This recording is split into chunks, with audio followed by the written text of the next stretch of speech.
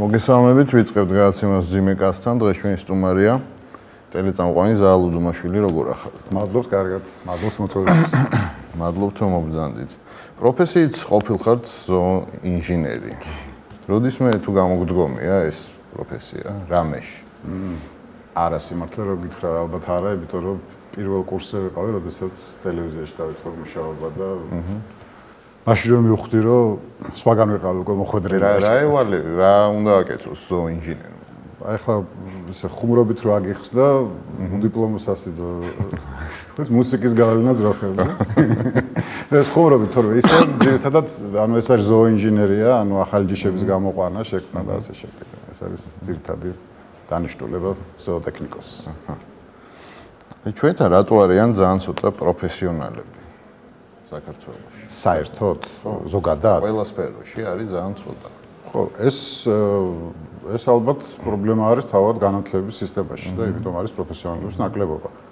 ხო, ერთია რომ უნივერსიტეტს ამთავრებ და უმაღლეს სასწავლებელს, მაგრამ მეორე არის რაც ოდნით ამთავრებ ამას და რამდენად პროფესიონალი ხარ.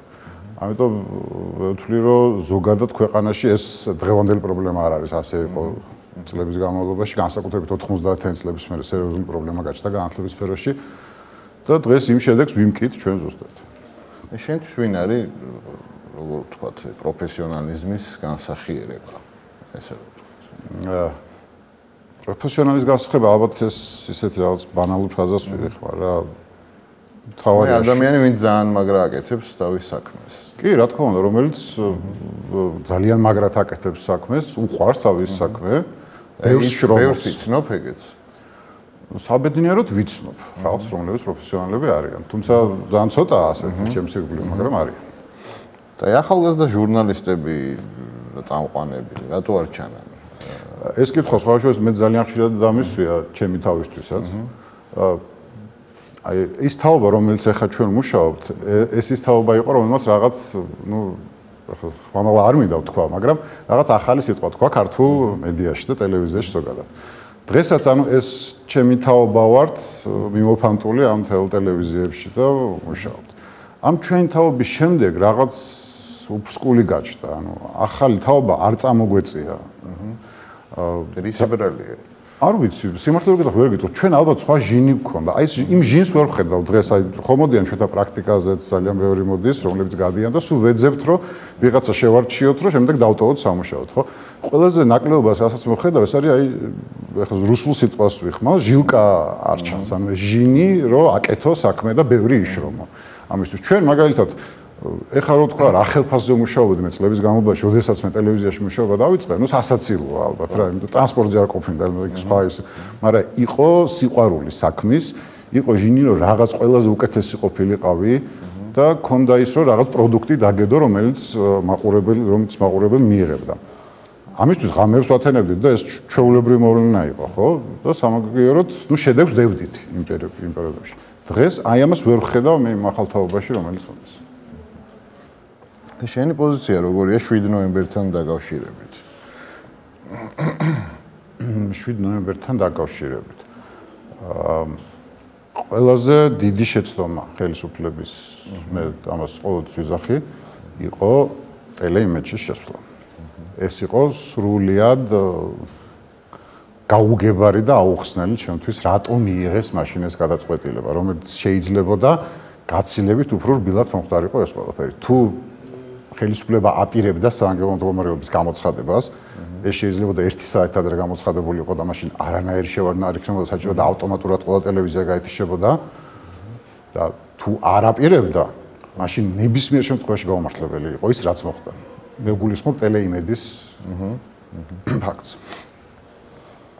ბავშვობაში რომელი წიგნი მოგეწონა პირველად, თუ გახსოვს? სულ პირველად? წიგნი, რომელმა წიგნმა შეგაყვარა?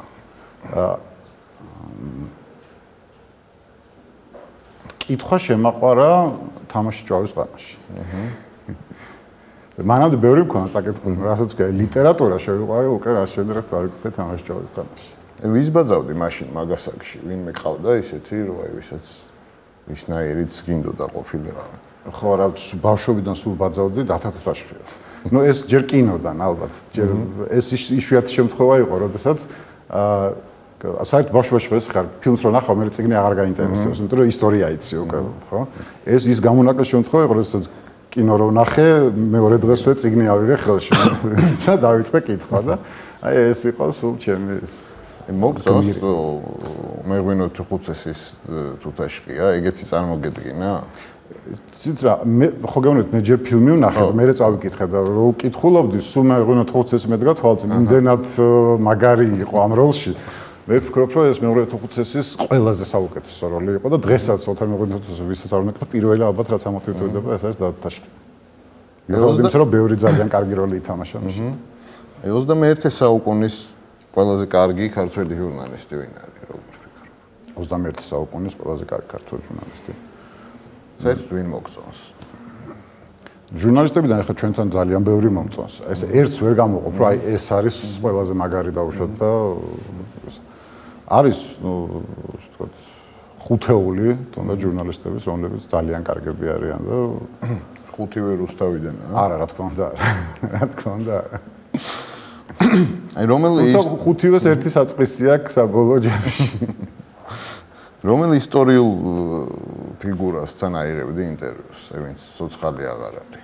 ბოდიში ვერ ისტორიულ ფიგურასთან, ან პოლიტიკოსთან ინტერვიუს ვისთან აიღებდი? ალბათ რონალდ რეიგანთან. რატო? არ ვიცი, ეს ჩემთვის მისაბაძი პოლიტიკოსია, სამაგალითო პოლიტიკოსია, რომელმაც არ ვიცი, გადატრიალება მოახდინა მთლიანად მსოფლიოში. ეს არ იყო მხოლოდ ამერიკელებისთვის სასიკათულო პოლიტიკოსი, ეს იყო მსოფლიოსთვის გამორჩეული ფიგურა, რომელმაც რა ვიცი, შეძლო იმ რკინის ფარდის ჩამონგრევა, რასაც ნუ მთელი მსოფლიო ებრძოდა 70 წლის განმავლობაში. ყველაზე სექსუალური ტელეწამყვანი ვინ არის? ქართველი. ქართველი სექსუალური ტელეწამყვანი. ასეთებიც ბევრი არიან. რა ვიცი, ბევრია შორინა ბეგაშვილი, ნუკი კოშკელიშვილი. რა, ბევრი არიან სექსუალური ტელეწამყვანები. რატო გვეშინია ჩვენ სიახლეების, ახალი რაღაცების, რისი ბრალია ეს თქო კომუნისტური ეპოქის თუ ეგეთი ტიპები ვართ საერთოდ. აქ ყველაფერების რატო გვეშინია ახალი? ხო, ეს ალბათ იქიდან მოდის, მაინც კომუნისტური რეჟიმიდან მოდის, იმიტომ რომ ეს ჩაკეტილობა იყო ჩვენი ალბათ თავარი ერთ-ერთი განსაზღვრელი ფაქტორი, რითაც ხელისუფლება აკავებდა ამ ხალხს და ეს ჩაკეტილობა ალბათ რაღაც გადამოგვეწია მაინც. აი ჩვენს პატარა თაობა ეხლა 18-20 წლის ახალგაზრდები უფრო ღია ხალხია და უფრო სხვანაირად აზროვნენ, რა ძალიან მიხარია. ჩვენში ალბათ რაღაცა მაინც დატოვა ეს, ფსიქოლოგიურად დაგვიტოვა შიგნით, რომელიც რაღაც სიახლეებს ყოველთვის ძალიან დიდი აწონდაწონვით უდგებით ხოლმე და შემდეგ წყვეტავთ რა უნდა გავაკეთოთ. და აი ძალიან ბევრი ადამიანის ნალაპარაკები გაქვს მოსმენილი, ხო, აი ეთერში. რატო გვიჭირს აზრის გადმოცემა? თუ ხარ დაკვირვებული. ქართველებს ესეც იგივე პრობლემაა, ვთქვათ, კომუნისტური. არა. აქ ალბათ ისე ვერ გეტყვით, იცით, აი ზუსტად, მაგალითად ხშირად დავკვირვები, აი იგივე რუსულ ტელეარხზე რო უყურებ, ჩვეულებრივი აი ბავშვი, იგივე რუსი გლეხი ინტერვიუს დროს ისე ჩამოგიყალიბებს აზრს, რომ ერთი შეცდომას არ დაუშვებს, ჩვენთან ეს პრობლემა არის, ალბათ, რა ვიცი, ესეც რაღაც, ეხლა რო გითხრათ, ახლა განათლებით ის მათი დონე უფრო მაღალია ვიდრე ჩვენი არა, მაგრამ რაღაც ალბათ ფსიქოლოგიური მენტალიტეტია. რომელი ტელევიზია მოგწონს, ნუ რუსთავის გარდა რა თქმა უნდა. ქართული?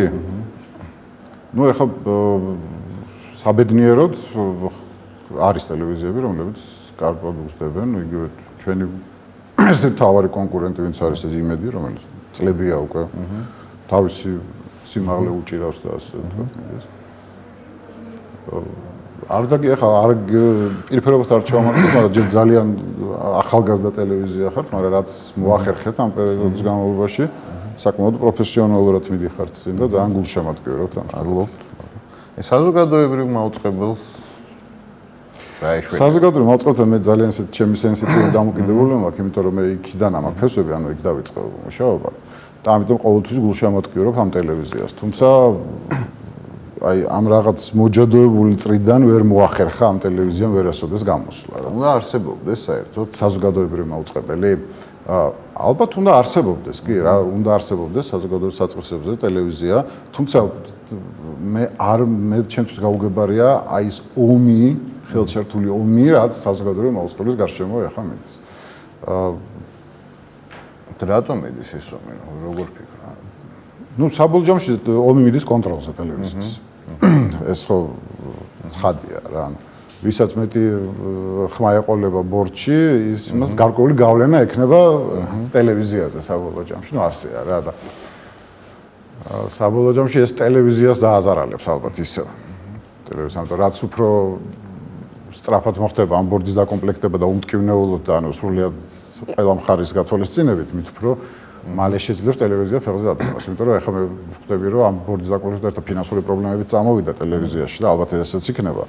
ამიტომ მიეცით ჟურნალისტებს და ტელევიზიას მუშაობის საშუალება პოლიტიკოსებმა. რას ფიქრობ ქართულ პოლიტიკოსებზე?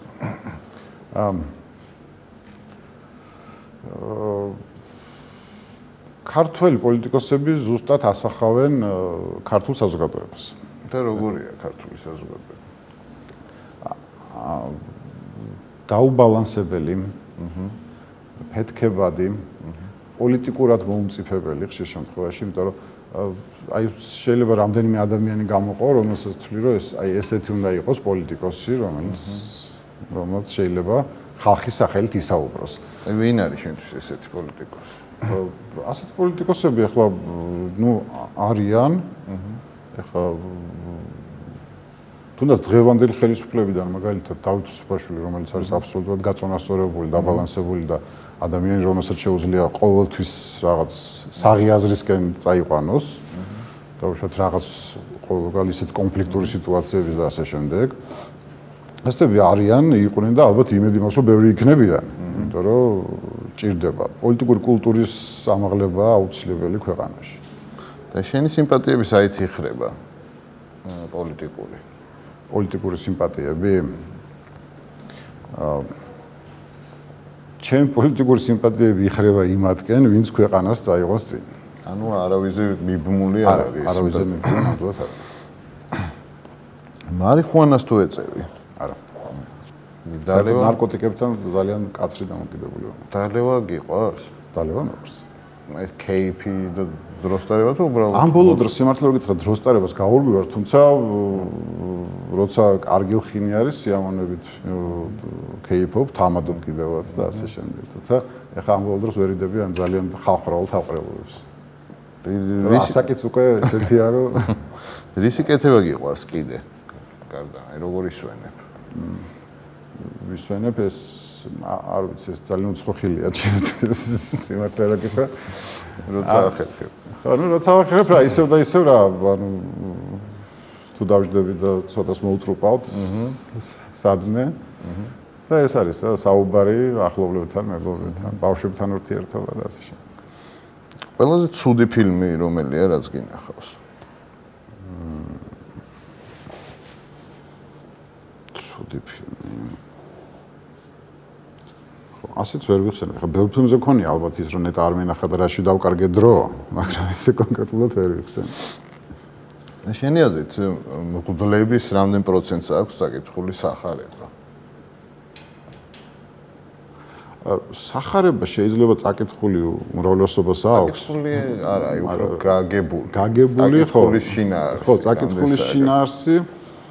არ ვიცი, პროცენტულად ვერ ვიყავ, მაგრამ ძალიან ბევრს ალბათ არ აქვს. აღქმული რატო ხდება ესე? რატო ხვდებიან ეკლესიაში ადამიანები, რომელმაც არიციან რა უნდა მოგვიყვენ ჩვენ, რა უნდა გვასწავლონ?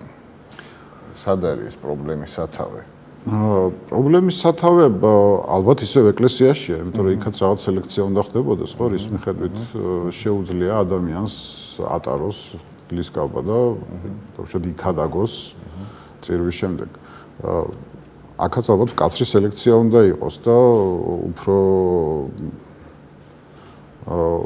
ყურადღებით უნდა მიუდგნენ იმ საკითხს, რასაც უშუალოდ შემდგომ უკვე სასულიერო პირის წოდება ქვია. ეს რა ვიცი, ჩემი საქმე არ არის, მე უბრალოდ შემიძლია ჩემი აზრი გამოვხატო. შენ თუ გაქვს საკითხული? სახარება? კი. ვეფხის ტყავოსანი როდის წაიკითხე ბოლოს? ბოლოს? ვერ გეტყვით, ესე არ მახსოვს. ნუ ალბათ 20 წელს წინ. ღმერთი სად არის, როგორ ფიქრობ? შენთვის სად არის ღმერთი? ღმერთი გულშია ადამიანის და ტვინში. ხო, შიგნით არის ადამიანში ღმერთი. ხო.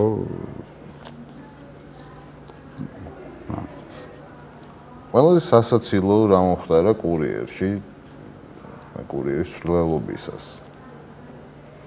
სასაცილო ბევრი რამ მომხდარა. ალბათ ობოლაძეს უკავშირდება.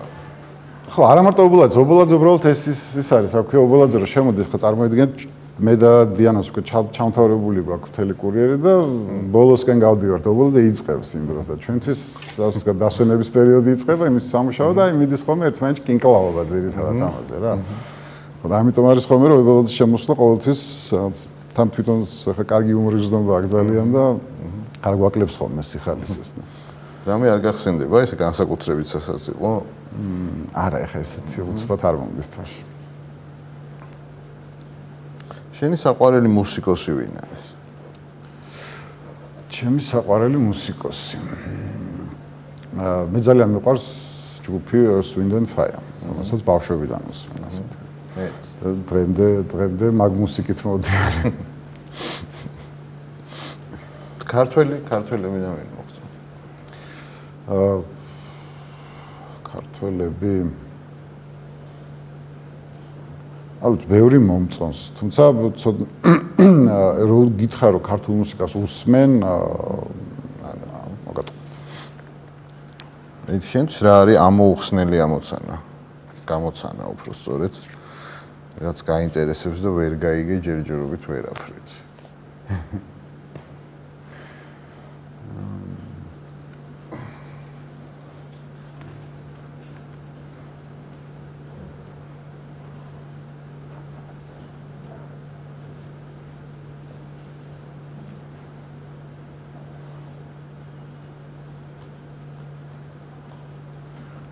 ალბათ ის რომ რატომ ვერ ვახერხებთ ქართველები დღემდე და ალბათ კიდევ ძალიან დიდი ხანი რომ ერთად ვიცხოვროთ კარგად.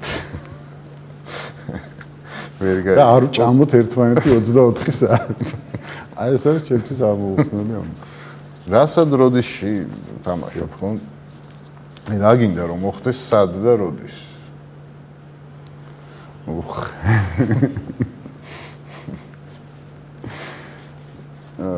მე მინდა ძალიან მალე ალბათ როდის ეს არის, მაგრამ თუნდაც 5 წელი ავიღოთ. რომ საქართველოში ფრიალებდეს ევროკავშირის დროშა. რატო არ გიყვართ ხოლმე შენს და არც დიანას ამინდის გამოცხადება? ამინდი ეს არ არის ჩვენი შემოქმედებით პროდუქტი, ასე ვთქვათ. ჩვენ ამინდს არ ვწერთ. დანარჩენი ყველაფერს ჩვენ ვწერთ, ხო? ამინდი არის ის, რომელიც გამზადებული მოდის ჰიდრომეტცენტრიდან და ჩვენან წავიკითხოთ. და ეს არის ძალიან ისეთი არასასე, მით უმეტეს რომ ამინდი ყველა ელოდება, ანუ ყველა განსაკუთრებით ელოდება ამინდს. ძალიან ისეთი რეიტინგული ბლოკია ამინდის. ჩვენთვის არის ძალიან ის, ეხლა ამინდი და სულ ვართ იმაზე, რომ ვინ წაიკითხოს რას გამოაცხადებდი ყველაზე დიდი სიამოვნებით 9 საათიან კურიერში?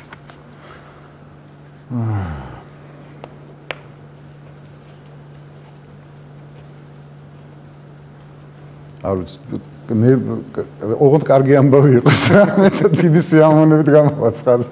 იმიტომ რომ სიმართლე რომ გითხრა, მომენატრა უკვე კარგი ამბების გამოცხადე. ხო, ძალიან იშვიათი გახდა. და დიდი მადლობა, მე მინდა გისურვო რომ კაი ამბები გამოგეცხადებინოს. მადლობა თქვენ.